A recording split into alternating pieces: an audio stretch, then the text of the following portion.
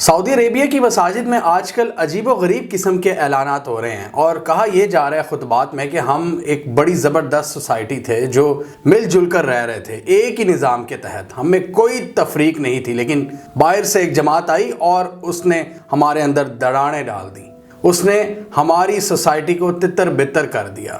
اور ان جماعتوں میں تبلیغی جماعت سر فہرست ہے۔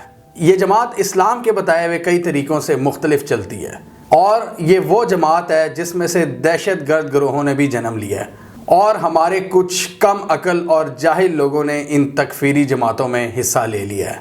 ہم پر واجب ہے کہ ہم ان کی دعوت کو قبول مت کریں۔ اس طرح کے اور اس سے ملتے جلتے خطبات آج کل سعودی عربیہ کی مساجد میں دیے جا رہے ہیں تبلیغی جماعت کے خلاف۔ اور جیسا کہ ہم سب کو پتہ ہے کہ سعودی عربیہ میں جو مساجد ہیں ان کا کنٹرول بھی اسٹیٹ کے پاس ہے، تو ایسے خطبات ان کے لیے جو سارا سکرپٹ ہے وہ ان کی وزارت مذہبی امور کی جانب سے جاری کیا جا رہا ہے۔ تو آج کی اس ویڈیو میں ہم ڈسکس کریں گے سعودی عربیہ میں تبلیغی جماعت پر پابندی، کیوں تبلیغی جماعت کو سعودی معاشرے کے لیے ایک خطرہ قرار دیا جا رہا ہے، کیوں ان کو کہا یہ جا رہا ہے کہ یہ دہشت گردی کے لیے ایک بہت بڑا پلیٹ فارم پرووائڈ کرتی ہے تبلیغی جماعت۔ یہ نو ڈاؤٹ ایک کافی حیران کن خبر ہے، اور اس حوالے سے میں نے پچھلے 2-3 دن اس کو سٹڈی کیا ہے، کچھ ایسے لوگوں سے بات چیت کی ہے جو اس معاملے کو بڑا غور سے دیکھتے ہیں اور سمجھتے ہیں۔ ڈیفرنٹ مکتبہ فکر کے لوگوں سے میں نے بات چیت بھی کیا اور اس پورے ٹاپک کو سمجھنے کی کوشش کی ہے کہ مطلب اس کی تہہ تک جایا جائے، یہ مسئلہ کیا ہے، سعودی عربیہ کیا سوچ رہا ہے، اس کے پیچھے سوچ کیا ہے بیسیکلی۔ اور آج اس لیے ہم کچھ سوالات کا جواب ڈھونڈنے کی کوشش کریں گے، اور ان میں سب سے پہلا سوال تو یہ ہے کہ آخر کیوں تبلیغی جماعت پر سعودی عربیہ نے پابندی لگا دی ہے۔ ہم دیکھیں گے کہ اس کے پیچھے کیا تھاٹ پروسیس ہے، کیا سوچ ہے اس پابندی کے پیچھے۔ اس کے علاوہ ہم پاکستان اور سعودی عربیہ میں ایک بیسک ڈفرنس کو بھی ڈسکس کریں گے، تبلیغی جماعت کا تھوڑا ہسٹوریکل بیک گراؤنڈ، ان کا طریقہ کار اور کچھ ضروری چیزیں، یہ سب آج کی اس ویڈیو میں ہم بہت ڈیٹیل میں ڈسکس کریں گے۔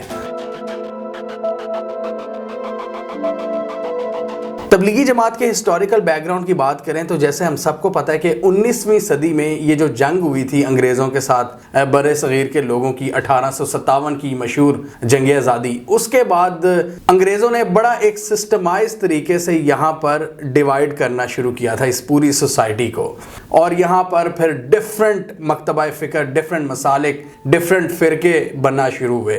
جو سب سے پرومیننٹ ڈیوائیڈ کریٹ کی گئی وہ تو تھی اوبویسلی مسلمان اور ہندوؤں کے درمیان، لیکن اسی وجہ سے پھر مسلمان اور ہندوز جو تھے انہوں نے اپنے اپنے جو سیکٹرز تھے، اپنے اپنے جو مسالک تھے، ان میں بڑے جوش و خروش سے حصہ لینا شروع کر دیا، کیونکہ ہر ایک کو چاہیے تھی کوئی نہ کوئی ایسوسیشن۔ اور اسی وجہ سے پھر ہم نے دیکھا کہ مسلمانوں میں اور سنیوں میں کتنے زیادہ فرقوں نے جنم لیا۔ 2 بڑے مکتبہ فکر ایمرج ہوئے اس سب کانٹیننٹ میں، ایک تو مکتبہ دیوبند جس کو ہم دیوبندی کہتے ہیں، اور دوسرا بریلوی سیکٹر، اور ان میں بڑا ایک واضح فرق ہے یہ دیوبند اور بریلوی سیکٹر میں۔ دونوں کی مین برانچ تو سنی اسلام ہے، لیکن پھر بھی اگر آپ اس میں ڈیپ جائیں تو کافی فرق آپ کو نظر آتا ہے۔ مکتبہ دیوبند 1860 میں دیوبند ٹاؤن جو کہ اتر پردیش میں موجود ہے، یہاں سے دیوبندی اسکول آف تھاٹ کا آغاز ہوا، اور وہاں سے پڑھے ہوئے کچھ سٹوڈنٹس نے 1920 میں تبلیغ کا کام شروع کیا۔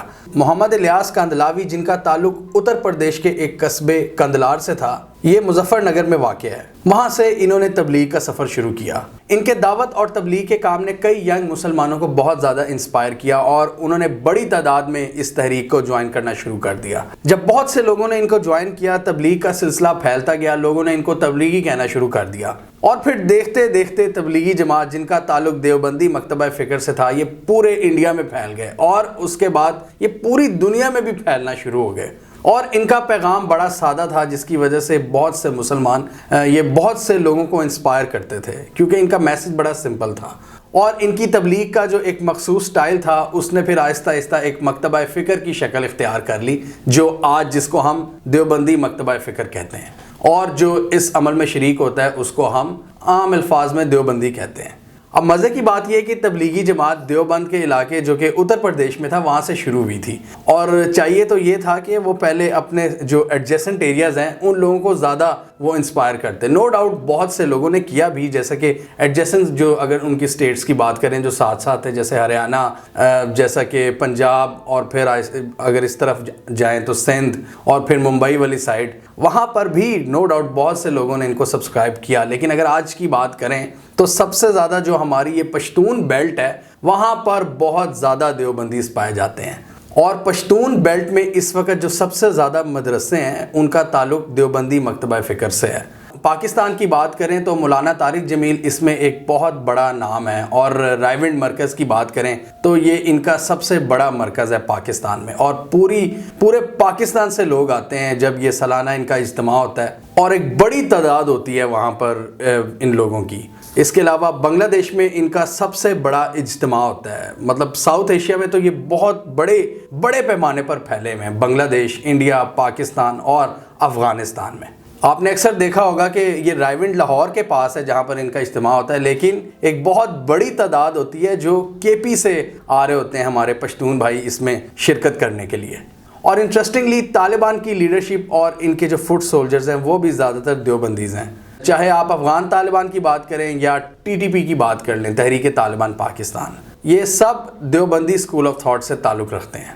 لیکن یہاں پر ایک چیز کو کلیریفائی کرنا بہت ضروری ہے کہ اس کا یہ مطلب نہیں ہے کہ اگر طالبان اسی جماعت کو فالو کرتے ہیں تو یہ دیوبندی مکتبہ فکر کوئی وائلنس کی ترغیب دیتے ہیں. بالکل ایسا نہیں ہے.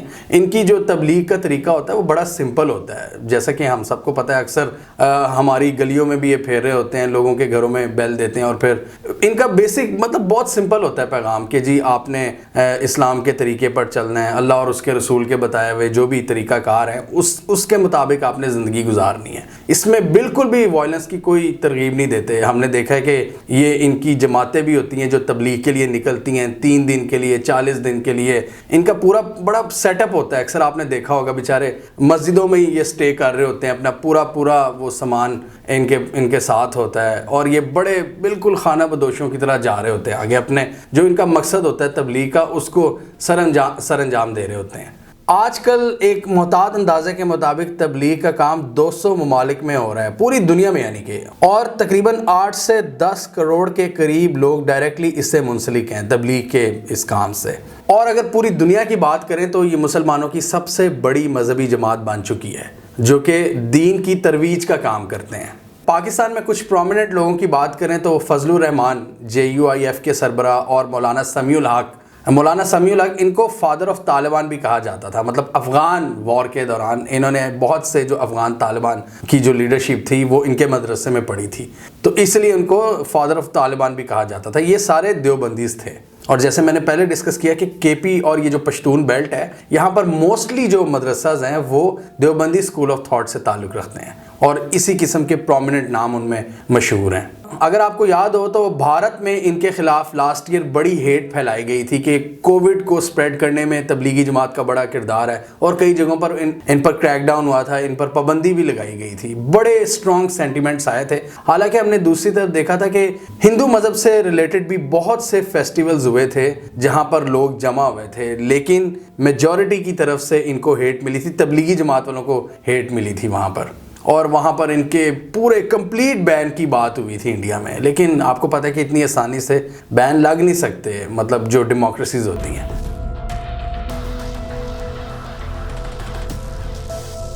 اب ہم آتے ہیں اپنے سب سے امپورٹنٹ سوال کی جانب کہ اگر یہ اتنا زبردست کام کر رہے ہیں, مطلب صرف دین کی ترویج کر رہے ہیں, تو سعودی عربیہ جہاں پر ہمارے مقدس مقامات ہیں اس ملک نے ان پر کیوں پابندی لگائی ہے؟ سب سے پہلی بات تو یہ ہے کہ یہ پابندی کوئی نئی نہیں ہے, ان پر بہت پہلے سے سعودی عربیہ نے پابندی عائد کر رکھی ہے. لیکن یہ فریش سٹیٹمنٹس کی کیا لاجک بنتی ہے؟ اس کے پیچھے لاجک یہی ہے کہ اب سعودی عربیہ کمپلیٹلی ان کی جو ایکٹیویٹیز ہیں جو یہ چھپا کر رہے تھے ان کو بھی بند کر دینا چاہتا ہے. یہ بالکل ایسے ہی ہے جیسے کہ پاکستان میں اگر کوئی کالعدم تنظیم ہوتی ہے تو وہ چھپا کے اپنی پھر بھی کوئی لمیٹڈ لیول پر ایکٹیویٹیز کر رہے ہوتے ہیں, تو سعودیہ نہیں چاہتا کہ وہ لمیٹڈ لیول پر بھی کسی قسم کی تبلیغ کو جاری رکھ سکیں, جیسا کہ انڈیویجول لیول پر یا کسی اور لیول پر. ان پر اگر کوئی بھی بندہ پایا گیا تبلیغ کرتا ہوا اس کے خلاف کریک ڈاؤن کریں گے.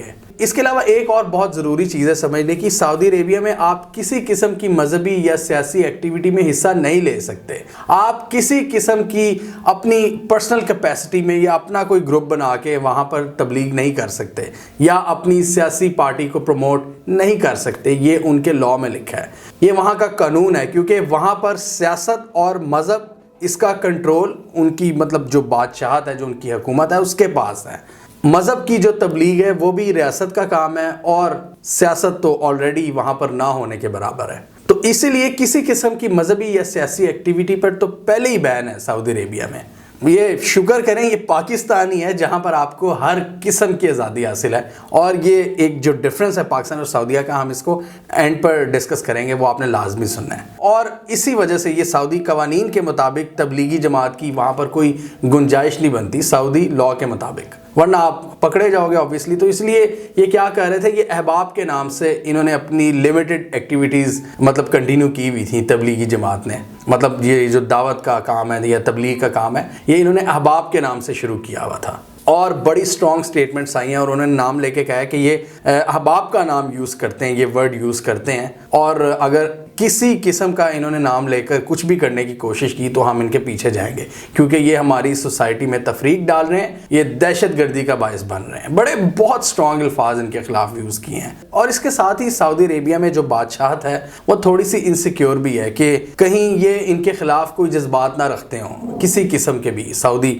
فرما روا کے خلاف. اب جب میں اس ٹاپک کی ریسرچ کر رہا تھا تو میں نے جب گوگل پہ ٹائپ کیا تو میں نے دیکھا اس کو انڈین میڈیا نے بہت ہی بڑھ چڑھ کر کور کیا ہوا تھا. مطلب یہاں سے نظر آتا ہے کہ انڈین مطلب پوری انڈیا کی گورنمنٹ اور ان کے میڈیا کی ہیٹ کہ انہوں نے اس کو بھرپور طریقے سے ہائی لائٹ کیا ہوا تھا. اور کئی جگہوں پر تو میں یہ بھی دیکھ رہا تھا کہ بی جے پی کے لیڈران نے اس بین کو ویلکم کیا ہے.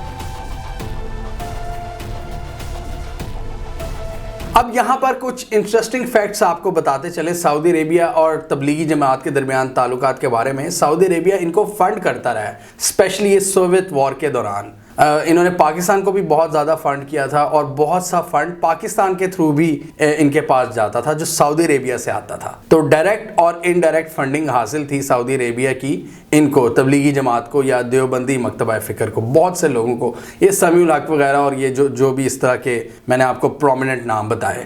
لیکن آج کل سعودی عربیہ کی جو اپروچ ہے وہ کافی حد تک چینج ہو چکی ہے طالبان کے حوالے سے اور تبلیغی جماعت کے حوالے سے. سعودی عربیہ کا اب اس پورے ریجن میں وہ اثر و رسوخ نہیں رہا جو آج سے 30-40 سال پہلے تھا. یہ میں نے آپ کو اس ویڈیو میں بھی ہم نے ڈسکس کیا تھا کہ ایک دور وہ تھا کہ پاکستان اپنی مڈل ایسٹ یا افغانستان کی پالیسی جب بھی بنا رہا ہوتا تھا تو پاکستان سعودی عربیہ کی طرف دیکھتا تھا. اس بار ہم نے یہ دیکھا ہے کہ افغان پوری پالیسی جو ہم نے بنائی وہ ہم نے انڈیپینڈنٹلی بنائی اور بہت سے ملکوں نے ہماری طرف دیکھا انکلوڈنگ سعودی عربیہ کہ ہم ان کی مدد کریں کہ ہم ان کو افغانستان میں تھوڑا بہت رول دے سکیں. اور یہاں پر ایک اور بھی بہت انٹرسٹنگ فیکٹ آتا ہے کہ 96 والے جو طالبان تھے نا، جن کو صرف پاکستان، یو اے ای اور سعودی عربیہ نے ایکسیپٹ کیا تھا، ریکگنائز کیا تھا آج سے 25 سال پہلے، تو ان طالبان کے انڈر جو وہ طالبان تھے ان کے اندر دیوبندیز کے علاوہ وہابی اور اہل حدیث ایلیمنٹ بھی تھا بہت زیادہ. آج وہ ایلیمنٹ بہت حد تک لیمیٹڈ ہو چکا ہے اور یہ طالبان کی جو لیڈرشپ ہے یہ دیوبندی لیڈرشپ ہے اس وقت افغان طالبان کی. یہ بھی ایک ریزن ہو سکتی ہے کہ مکتبہ فکر کے حوالے سے جو اختلاف ہے وہ اب آ گیا ہے، کیونکہ سعودی عربیہ کا مکتبہ فکر اور ہے اور طالبان کا اور. 96 والے طالبان کچھ اور تھے، آج والے طالبان کچھ اور ہیں. اور اس کے علاوہ اس وقت کے جو طالبان تھے ان میں سعودی فائٹرز بھی شامل تھے اور اس میں پھر القاعدہ کا بھی ایک رول تھا، وہ پھر ہم کسی ویڈیو میں ڈسکس کریں گے. اور القاعدہ کا تعلق سعودی عربیہ سے تھا.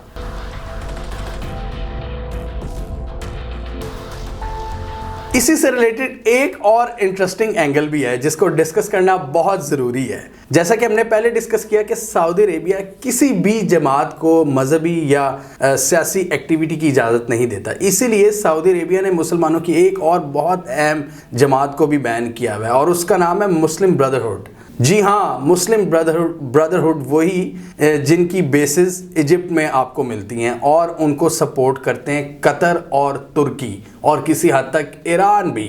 اور یہی وجہ تھی ان کے قطر سے تعلقات خراب ہوئے تھے 2017 میں. اردگان نے بھی کئی موقعوں پر مسلم بردرہڈ کو اوپنلی سپورٹ کیا ہوا ہے، جبکہ یہ جو مونارکیز ہیں، یہ جو گلف کنٹریز ہیں، جو بادشاہت ہیں یو اے ای اور سعودی عربیہ وغیرہ، یہ ان سے تھریٹنڈ فیل کرتی ہیں مسلم بردرہڈ سے، یہ نہیں چاہتی کہ کسی قسم کے پولیٹیکل اسلام کی کوئی بھی گنجائش ہو۔ ایجپٹ میں یہ مرسی کے انڈر کافی حد تک مسلم بردرہڈ کو کامیابی ہوئی تھی، لیکن بہت سی آس پاس کی سازشوں نے ان کو کچل دیا، اور اب کے جو موجودہ پریزیڈنٹ ہیں وہ انہوں نے مسلم بردرہڈ پر کریک ڈاؤن کیا ہوا ہے، جہاں سے یہ نکلی تھی وہ جماعت۔ اور اسی لیے ایجپٹ، آج کل کی جو ایجپٹ کی گورنمنٹ ہے وہ بھی بڑا کلوز نظر آتی ہے، مطلب اسرائیل کے ساتھ، یو اے ای کے ساتھ، سعودی عربیہ کے ساتھ، سمجھ رہے ہیں آپ؟ بیسیکلی پولیٹیکل اسلام کی سعودی عربیہ اور یو اے ای جیسے ممالک میں کوئی جگہ نہیں جہاں پر یہ بادشاہتیں قائم ہیں۔ پولیٹیکل اسلام اور اسلام کی ترویج آپ صرف انہی ملکوں میں کر سکتے ہو جہاں پر ڈیموکریسی قائم ہے۔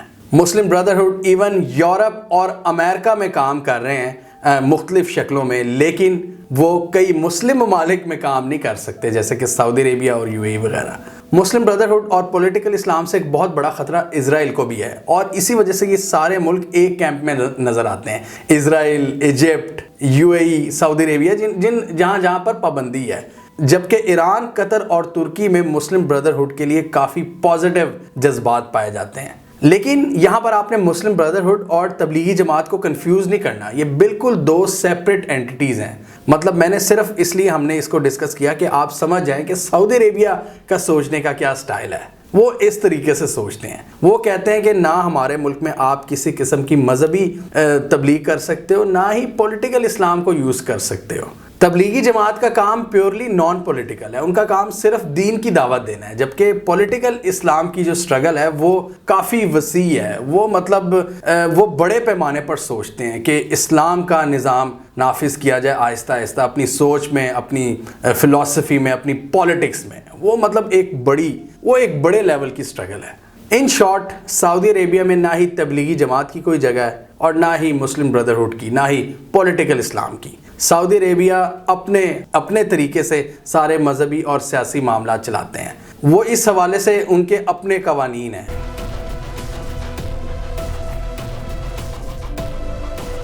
وہ مذہب کی ترویج کو صرف سرکاری طریقے سے کرنے کے حامی ہیں، اپنے سرکاری جو ملا ہیں، جو ان کے مولویز ہیں، ان کے تھرو۔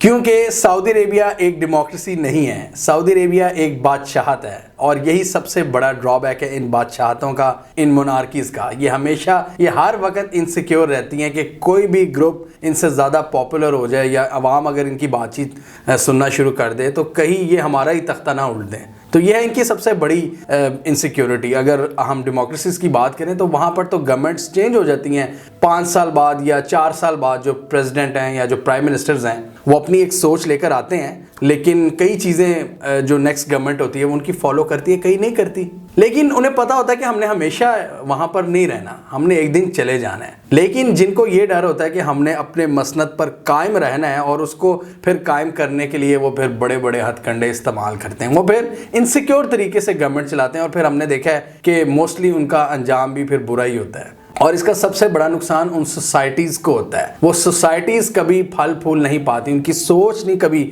اسٹرانگ ہو پاتی۔ آج ہم پاکستان میں جو بیٹھے ہیں، اتنے زیادہ مسئلے مسائل ہونے کے باوجود ہماری بڑی اسٹرانگ فاؤنڈیشن ہے، ہمارے پاس ایک انٹلیکچوئل تھاٹ ہے پیچھے، علامہ اقبال، قائد اعظم، ہمارے مذہبی رہنما، ہمارے سیاسی رہنما، ہماری پوری ہسٹری ہے۔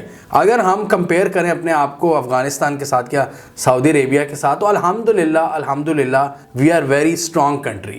سوچ کی اگر بات کریں، اسی لیے دنیا بہت سے فیصلوں میں ہم سے مشورہ کرتی ہے، اور کافی حد تک یہ جو انٹلیکچوئل اسٹرینتھ ہے ہماری، یہ ڈیموکریسی کے تھرو آتی ہے۔ یہ اسٹرینتھ کسی مونارکی کے پاس نہیں جا سکتی جو بادشاہتیں ہوتی ہیں، کیونکہ وہ انسیکیور فیصلے کرتی ہیں، اور آہستہ آہستہ یہ اس طرح کے جو فیصلے ہوتے ہیں، یہ پابندیوں کے، یہ بین لگانے کے، یہ ان کی سوسائٹیز کو کھوکھلا کرتے رہتے ہیں۔ آج ہم دیکھیں پاکستان میں ہر کسی کو آزادی ہے، ایون آپ یو کے بھی چلے جائیں گے، جو اسٹرانگ اگر ہم معاشروں کی بات کریں یورپ میں، یہ اسکینڈینیوین کنٹریز ہے، یہاں پر آپ اپنا جو کوئی بھی مذہبی یا سیاسی پیغام ہے آپ اس کو پھیلا سکتے ہیں، لیکن آپ گلف کنٹریز میں ایسا نہیں کر سکتے۔